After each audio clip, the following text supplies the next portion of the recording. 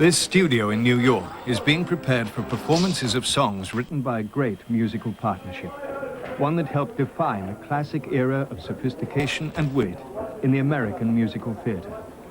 The composer was Richard Rodgers. The lyricist was Lawrence Hart. Unlike the integrated musicals by Rodgers and Hammerstein, it's the songs of Rodgers and Hart which are remembered more than their shows. But in this profile of the two men, today's Broadway singers perform their songs with period orchestrations to reflect the way they were first heard. Songs that have become standards, like My Funny Valentine, The Lady is a Tramp, and from the 1938 show set in ancient Greece, The Boys from Syracuse, Falling in Love with Love.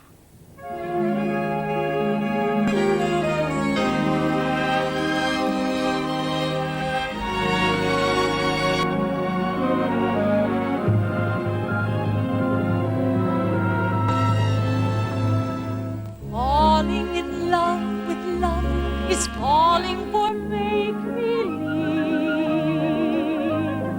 Falling in love with love is playing the fool.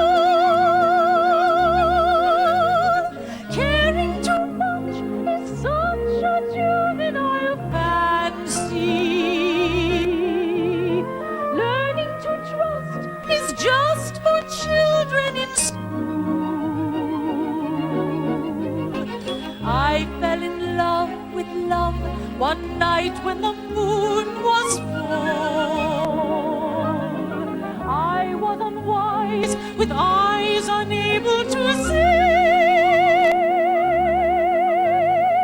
I fell in love with love everlasting. But love fell out with me. Falling in love with love is falling for make-believe. Falling in love with love is playing the fool. Caring too much is such a juvenile fancy. Learning to trust is just for children in school. I fell in love with love one night when the moon was full. I was unwise with eyes unable to see. I fell in love with love everlasting. But love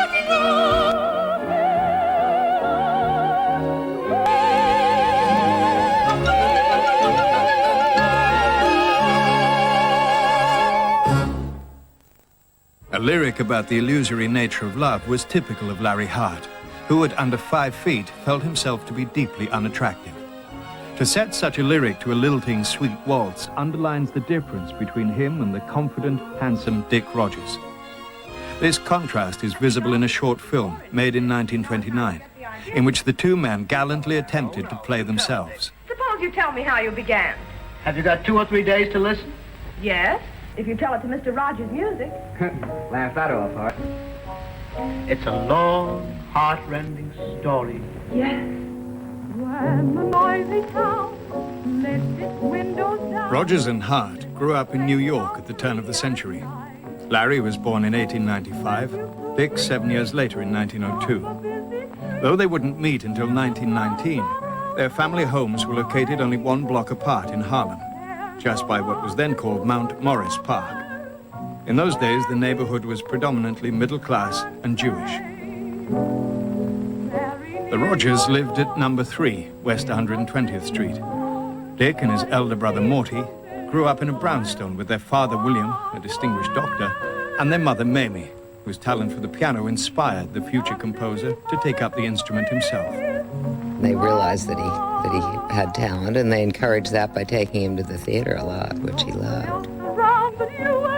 The Harts lived at number 59, West 119th Street. Larry and his younger brother Teddy were born to German parents from Hamburg. Their father Max was a loud, coarse businessman, but their mother Frida was gentle and artistic. and encouraged Larry's gift with words. Larry and Dick both attended Columbia University at different times, but it was here their collaboration would begin. A mutual friend, Philip Levitt, said to Dick Rogers, "You need a lyricist. And I know a guy who writes terrific lyrics. Why don't you come and meet him?" So he took him around the block to where Larry Hart lived, and they were introduced, and as Philip Levitt said, it was love at first sight. When I first met Mr. Hart was an old man of 23, and I was 16. He felt that musical shows were cowardly, responded only to formula, and said nothing.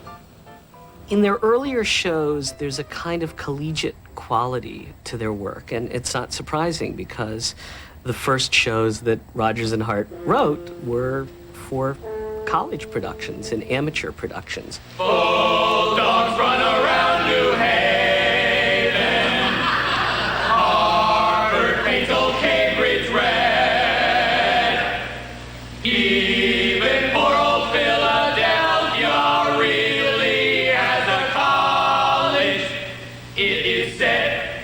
Rogers and Hart's first published song was an amusing little number liked by the producer and comic Lou Fields, who included it in his Broadway show A Lonely Romeo. Already Larry Hart was showing off his flair for the unexpected rhyme. There is a railroad around Lover's Lane, and the conductor is you.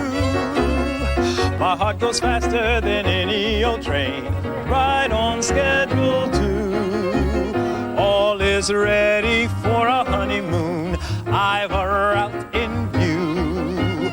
Our express leaves morning, night, and noon. Travel with me, please do. We'll melt in Syria, freeze in Siberia, negligee in Timbuktu. In dreamy Portugal, I'm gonna court you, gal. Ancient Rome will paint anew. I'll call it Budapest, you like in Budapest. Oh, for far Peru. I'll go to hell for ya, or Philadelphia. Any old place with you. Lou's son, Herbert Fields, joined forces with Rogers and Hart to try to find a producer for their shows. 5 years of struggle followed, which they would later recreate for the camera. It's all your fault, my fault. All you did was talk about your lyrics. Why didn't you let me play the music for him? I'm sick of this racket. Now you'll have to go into the real estate business with your father. Come on. Just as Richard Rogers was poised to change professions and sell baby clothes, a call came from the Theatre Guild to write songs for a revue called The Garrick Gaieties. The show was an overnight success, and one song in particular was an immediate hit. We'll have Manhattan, the Bronx and Staten Island too. It's lovely going through for you. It's very fancy, an old Delancey Street, you know. The subway charms us all when balmy breezes blow To and fro. And tell me what street compares with... Once they hit with Manhattan and the Garrick Gaieties, they were constantly in demand. And the thing that blows my mind is that they would write 2, 3, or 4 shows a year. And most of these shows were pretty successful. Isn't she cute? Isn't she sweet? She's gentle and mentally nearly complete. She's knockout, she's regal, her beauty's illegal. She's the girlfriend. One of the things that really distinguishes those early Rogers and Hart songs is just the virtuosic display of rhyming that Larry Hart can do. He loved to rhyme, and not in a kind of June Moon way. He loved to find the unexpected rhyme, the triple rhyme, the interior rhyme, or whatever. So in a song like Mountain Greenery, there's a lyric that goes, beans could get no keener reception in a beanery. So he loved to do that. And I think he elevated the sense of wordplay in Broadway songs. And of course, Rogers matched him note for note with a kind of rhythmic insistence in his music.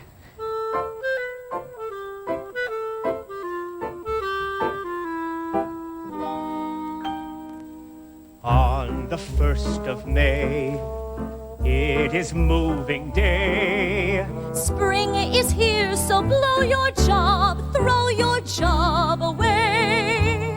Now's the time to trust to your wanderlust. In the city's dust you wait, must you wait? Just you wait.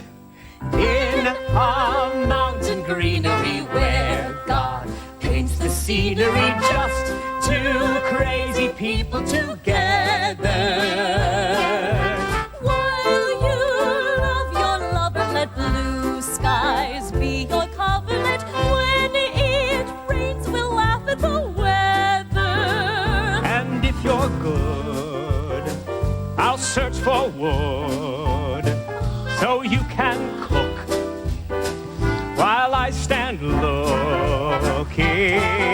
Beans could get no keener reception in a beanery, Plus our mountain greenery home.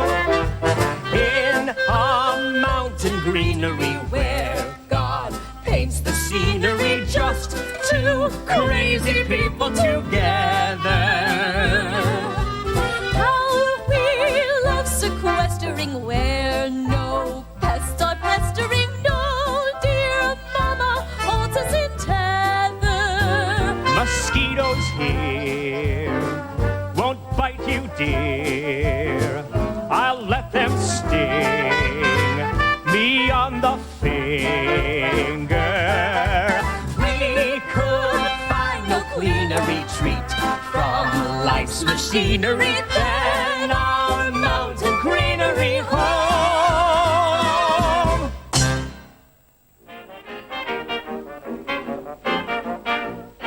Producers were willing to listen to them and to their ideas.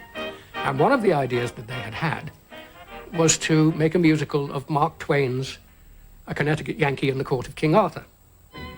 And they did it in a way that had never been done on the Broadway stage before, which was to give the characters the knowledge of today, the hip language of the street as it was in 1927, but also with the these and thous of the oldie Englishy speech. Thou swell, thou witty, thou sweet, thou grand, wouldst kiss me pretty, wouldst hold my hand, both mine eyes acute to what they do to me. Hear me holler, I choose a sweet lollapalooza in thee. Dick was very prolific in what he wrote, but he didn't write as fast as Larry could write on a piece of toilet tissue or on anything in 5 minutes. And sometimes he'd disappear at rehearsal, and they said, "Where's Larry? We need the song, we need the song." Larry'd come in 15 minutes later, he's got the song in his hand. Here in my arms, it's adorable, it's deplorable that you were never there. Not there, not good. All right, now let's go ahead. All right. Here, in my arms, it's adorable. It's deep. While the books of the Rogers and Hart shows of the 1920s were slight, they featured gems of songs which would outlast them. Songs such as the haunting ballad from Betsy, This Funny World.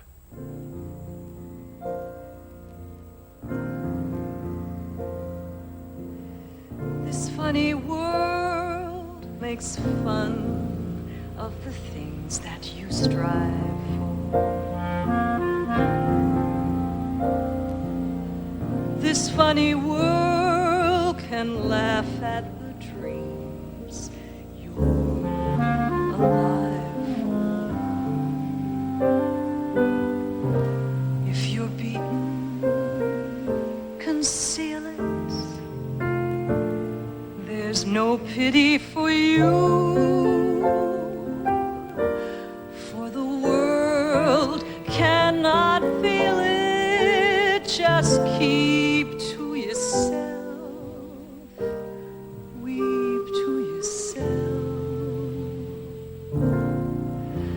funny world can turn right around and forget you.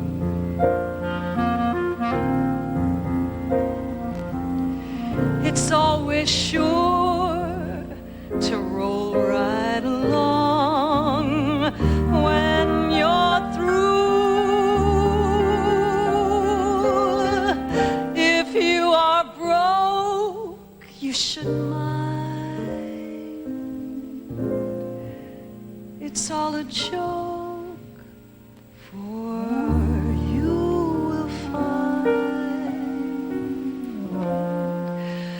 this funny world is making fun of you.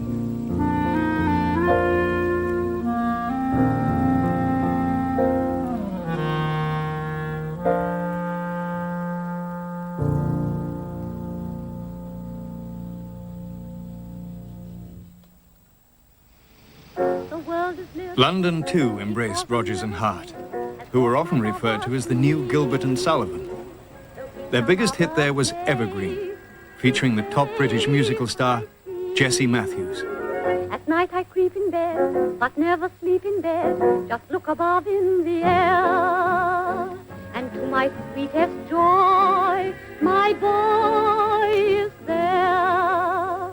It is my prince who walks into my dreams and talks.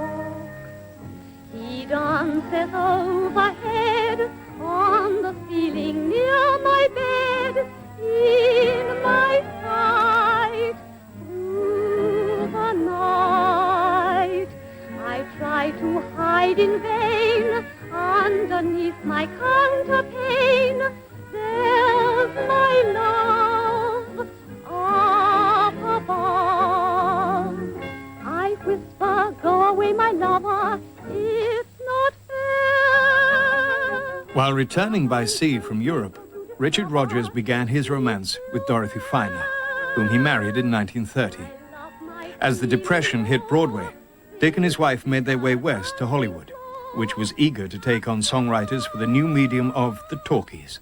Now I want you to meet Richard Rodgers and Lorenz Hart. Their favorite composition is... With a song in my heart, I behold your adorable face.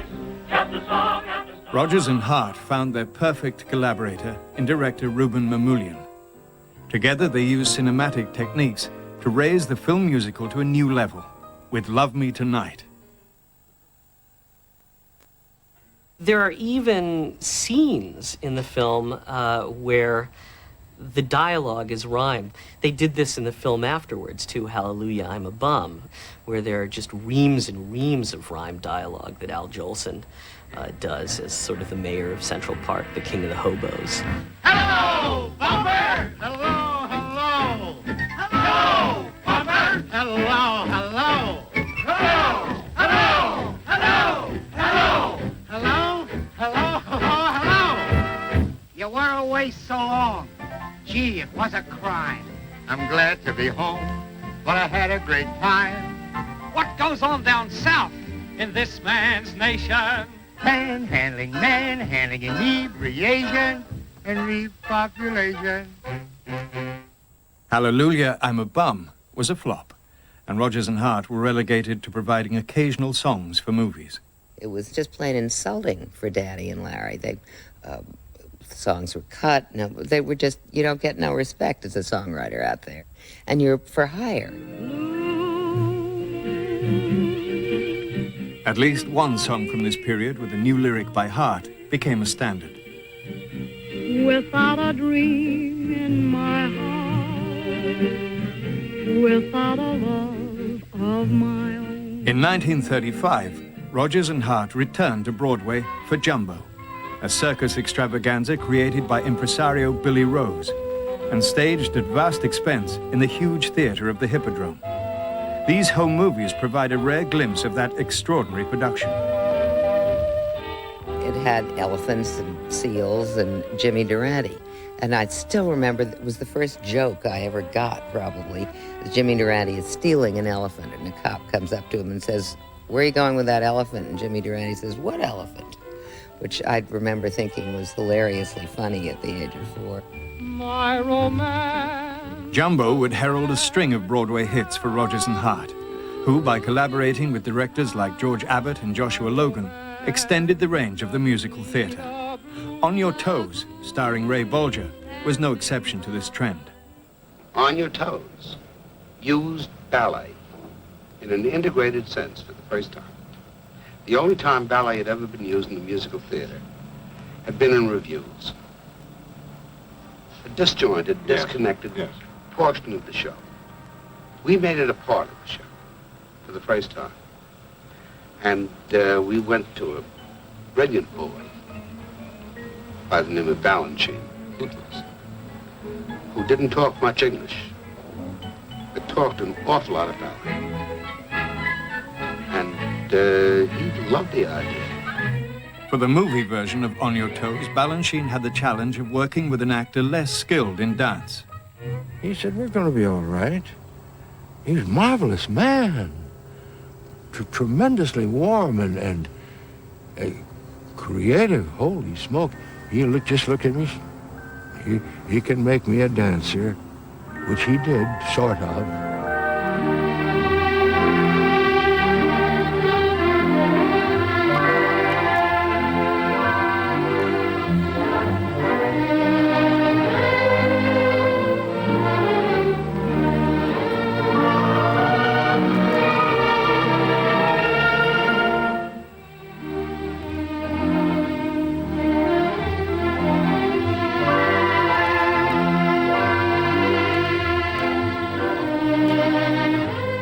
Balanchine would work with Rodgers and Hart on their next show, Babes in Arms, in which he created an Egyptian ballet featuring the Nicholas brothers.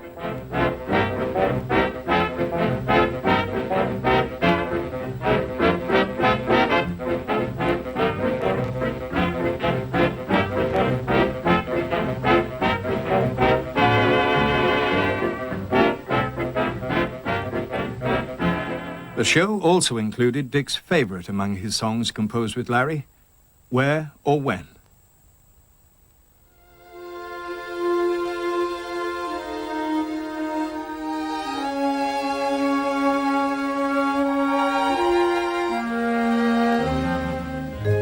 It seems we stood and talked like this before. We looked at each other in the same way then, but I can't remember where or when. The clothes you're wearing are the clothes you wore. The smile you were smiling, you were smiling then, but I can't remember where or when. Some things that happen for the first time seem to be happening again. And so it seems that we have met before and laughed before and loved before, but who knows where or when. When you're awake, the things you think come from the dreams you dream. Thought has wings and lots of things are seldom what they seem. Sometimes you think you've lived before all that you live today. Things you do come back to you as though they knew the way. Oh, the tricks your mind can play. It seems we stood and talked like this before. We looked at each other in the same way then, but I can't remember where or when. The clothes you're wearing are the clothes you wore. The smile you are smiling then, but I can't remember where or when. Some things that happen for the first time seem to be happening again. And so it seems that we have met before and laughed before and loved before, but who knows where or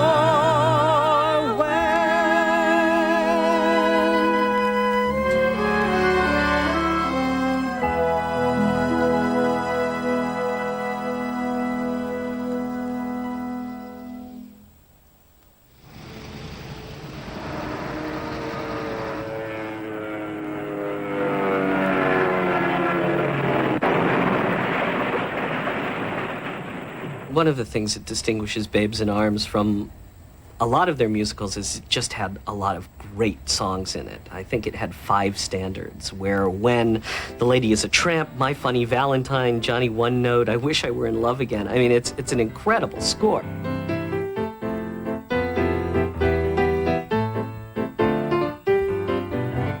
And there's some interesting things about the context of the songs. For instance, The Lady is a Tramp, the character who sings it is actually a woman who hitchhiked across country and has lived the life of a hobo. So when she talks about my hobohemia, she's really been a hobo. I wined and dined on mulligan stew and never wished for turkey as I hitched and hiked and drifted too from Maine to Albuquerque. Alas, I missed the Beaux-Arts ball in what is twice as sad. I was never at a party where they honored Noel Cad, but social circles spin too fast for me. My hobohemia is the place to be. I get too hungry for dinner at 8. I like the theater, but never come late. I never bother with people I hate. That's why the lady is a tramp. I don't like crap games with barons and earls. Won't go to Harlem in ermine and pearls. Won't dish the dirt with the rest of the girls. That's why the lady is a tramp. I like the free, fresh wind in my hair, life without care. I'm broke, it's oak, hate California, it's cold and it's damp. That's why the lady is a tramp. I go to Coney, the beach is divine. I go to ball games, the bleachers are fine. I follow Winchell and read every line. That's why the lady is a tramp. I like a prize fight that isn't a fake. I love the rowing on Central Park Lake. I go to opera and stay wide awake. That's why the lady is a tramp. I like the green grass under my shoes. What can I lose? I'm flat, that's that. I'm all alone when I lower my lamp. That's why the lady is a tramp.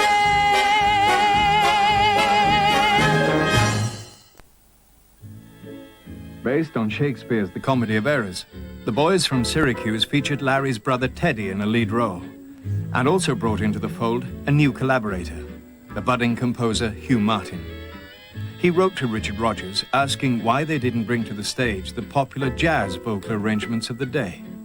I didn't get a reply from Dick, but I did get a phone call, which scared the hell out of me because it said, come to the Alvin Theater at once. I have a job for you.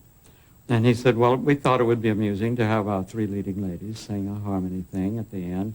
We have a little song called Sing for Your Supper, and here's a copy. You take it home and fiddle around with it and come back and tell me what you think tomorrow. So I went home frozen with fear, and I sat at the piano. Thought, oh, God, let me think of something brilliant. And I worked very hard on it and came back the next day with the arrangement. He said, oh, you've already finished it? I said, well, I was excited about it. It's a wonderful song, and it is.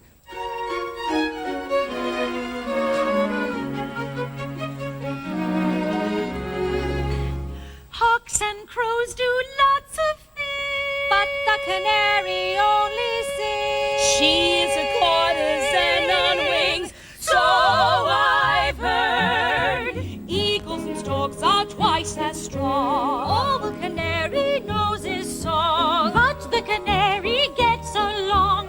Gilded bird, sing for your supper and you'll get breakfast. Songbirds always eat if their song is sweet to hear.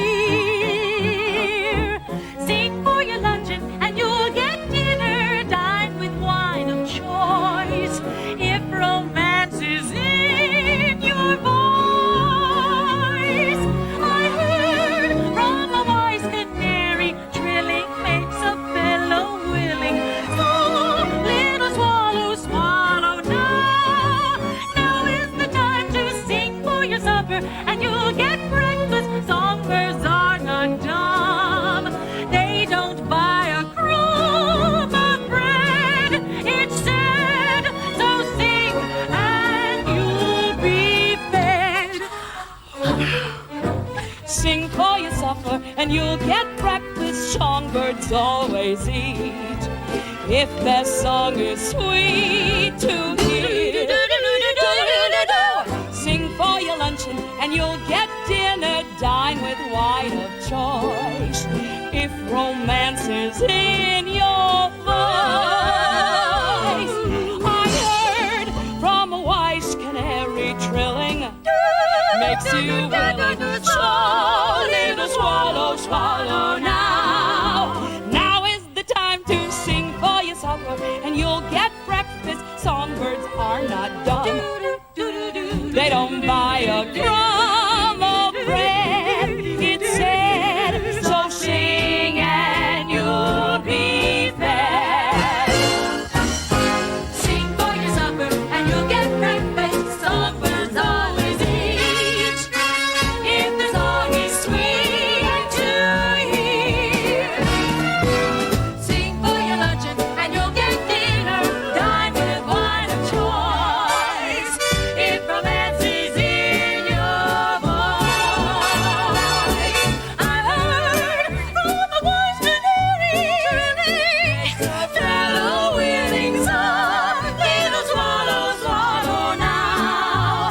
Now is the time to sing for your supper and you'll get breakfast. Songbirds are not dumb. They don't have to buy a crumb of bread, a spool of thread. Just sing instead.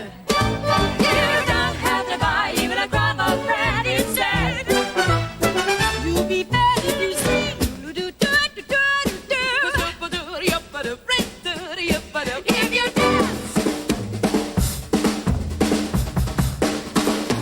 So sing and you'll be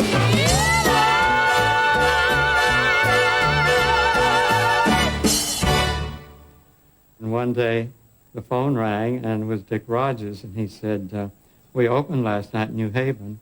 Your arrangement stopped the show. We had to do it twice. We had to do it 3 times in all. We got 2 encores. Too Many Girls, starring Desi Arnaz in his stage debut, was another great success for Rodgers and Hart.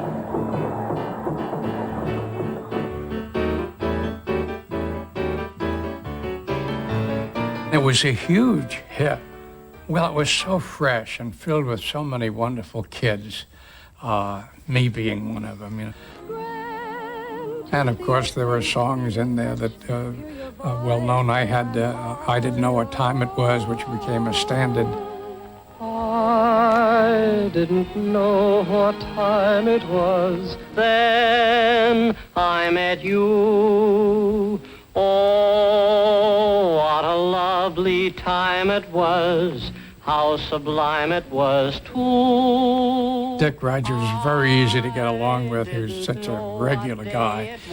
Larry wasn't there too much. He was in saloons all over the place and then be there when he was needed, if they could get him there. Fools rush in, so here I am. I can remember Larry quite vividly. He was a bad drunk. He drank an awful lot. But there was something about him that was so endearing. He always seemed to think that nobody knew that he was homosexual and feared that people would find out. He actually once said to me he was afraid his mother would find out, and I couldn't resist it. I said, Larry, she might have had a lot to do with it. But he wouldn't accept that at all. In fact, he reacted very badly when I said that. He was a man thwarted in love. He admired many ladies, but could never really get to the point of having an actual affair. And I think this thwarted and impinged on his whole life. He wasn't sad all the time. They always say, well, he was sad all. He wasn't sad all the time, but he was sad a great deal of the time. If he had to write a love song, he wrote a sad love song.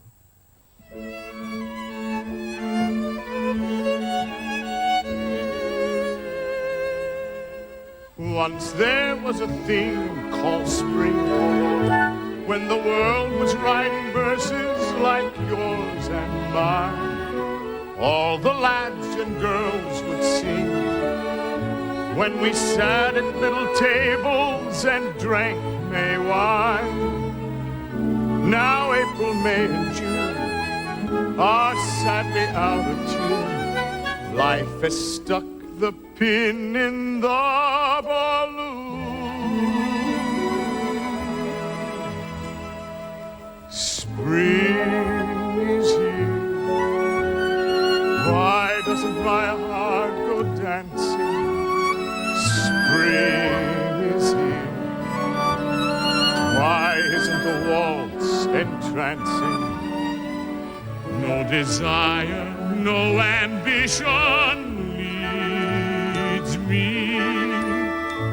Maybe it's because nobody needs me. Spring is here.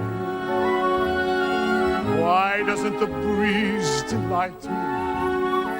Stars appear.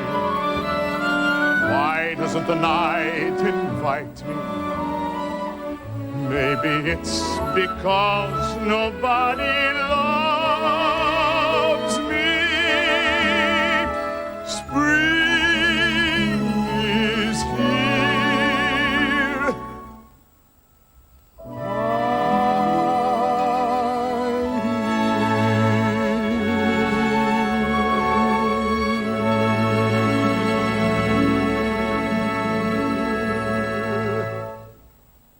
There was Noel Coward, I think, who said of my father, that man positively pees melody.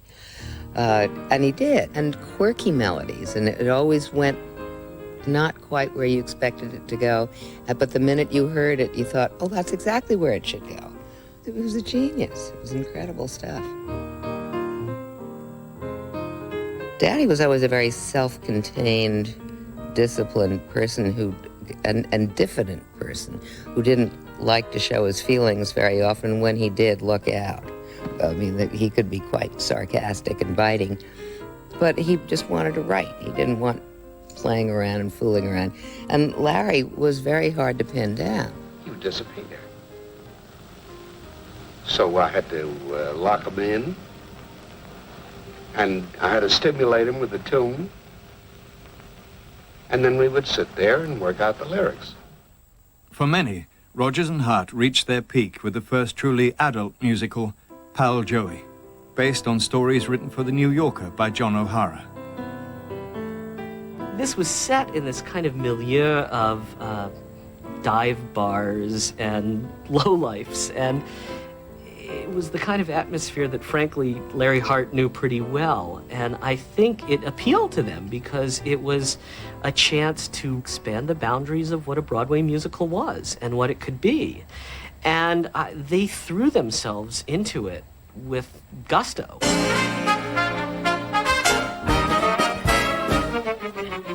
I have the worst apprehension that you don't crave my attention, but I can't force you to change your taste. If you don't care to be nice, dear, then give me air but not ice, dear. Don't let a good fella go to waste. For this little sin that you commit at leisure, you repent in haste. If my heart gets in your hair, you mustn't kick it around. If you're bored with this affair, you mustn't kick it around. Even though I'm mild and meek when we have a brawl, if I turn the other cheek, you mustn't kick it at all. When I try to ring the bell, you never care for the sound. The next guy may not do as well. You mustn't kick it around.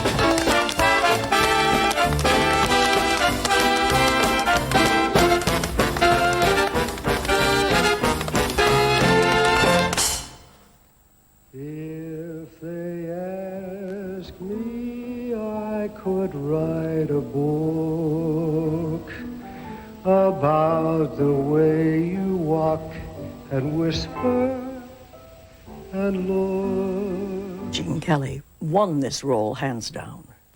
Everybody knew that he was perfect for it. And I was playing a very rough character. Her name was Gladys Bumps. And she was tough. And I had never done anything even similar to that before. It was strong stuff.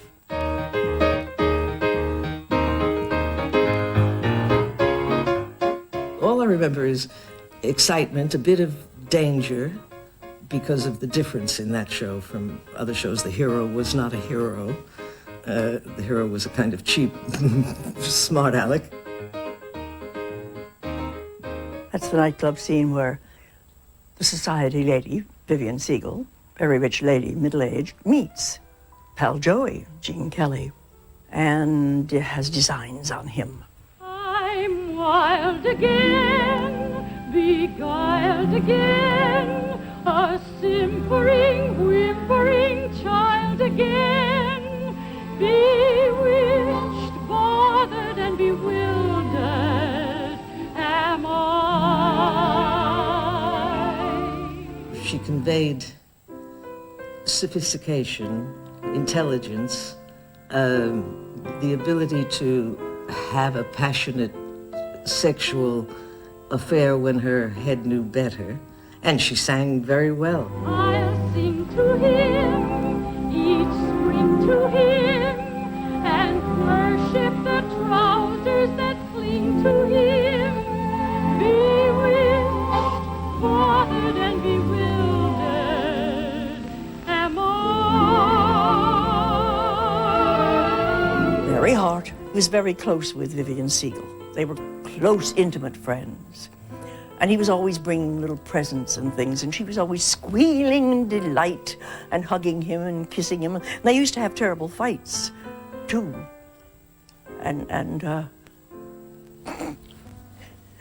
he would march around like a big man, and he was so tiny. Larry Hart proposed marriage to Vivian Siegel, but she turned him down. As his alcoholism worsened, Hart's working relationship with his partner was becoming strained. When Rogers was offered a nostalgic rural drama to turn into a musical, and Hart said he wasn't interested, the composer turned to another lyricist, Oscar Hammerstein II. Their first collaboration, Oklahoma, was a phenomenal success, greater than anything Rogers and Hart had done. Larry didn't want to do it.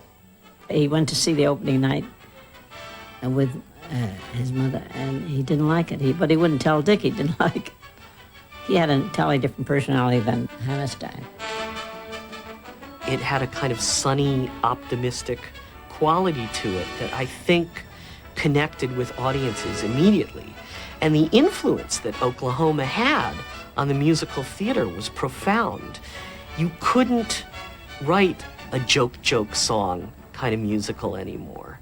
So I guess the birth of Rodgers and Hammerstein in a lot of respects meant the death of Rodgers and Hart, the death of the kind of musical that they wrote. Rodgers and Hart would collaborate one last time on a revival of their 1927 hit, A Connecticut Yankee. The new songs they created showed that in spite of his problems, Larry's wit was still alive. I've been married and often I've sighed. I'm never the bridesmaid, I'm always the bride. I never divorced them, I hadn't the heart. Yet remember these sweet words, till death do us part. I've married many men, a ton of them, and yet I was untrue to none of them, because I bumped off every one of them to keep my love alive. Sir Paul was frail, he looked a wreck to me. At night he was a horse's neck to me. So I performed an appendectomy to keep my love alive. Sir Thomas had insomnia, he couldn't sleep at night. I bought a little arsenic, he's sleeping now, all right. Sir Philip played the harp, I cussed the thing. I crowned him with his harp to bust the thing. And now he plays where harps are just the thing to keep my love alive, to keep my love alive.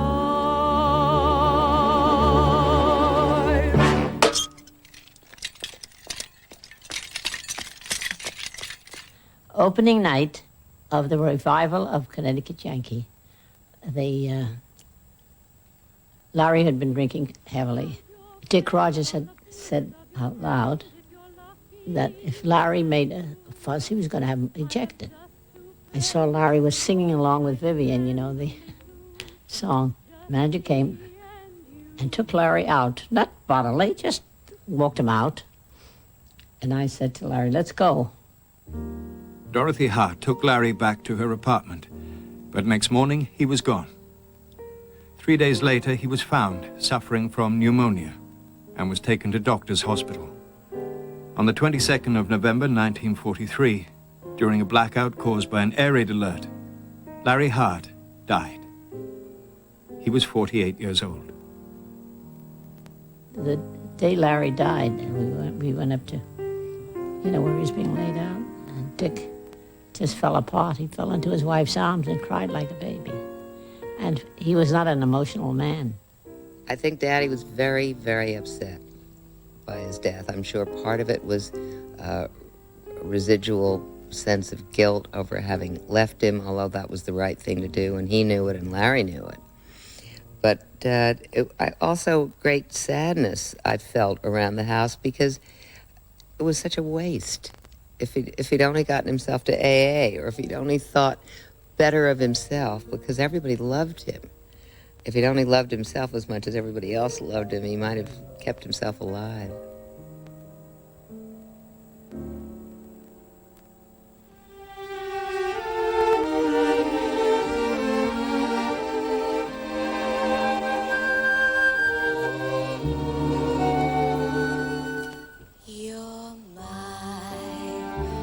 funny Valentine, sweet comic Valentine. You make me smile with my heart. Your looks are laughable, unphotographable, yet you're my favorite work of art. Is your figure less than Greek? Is your mouth a little weak when you open it to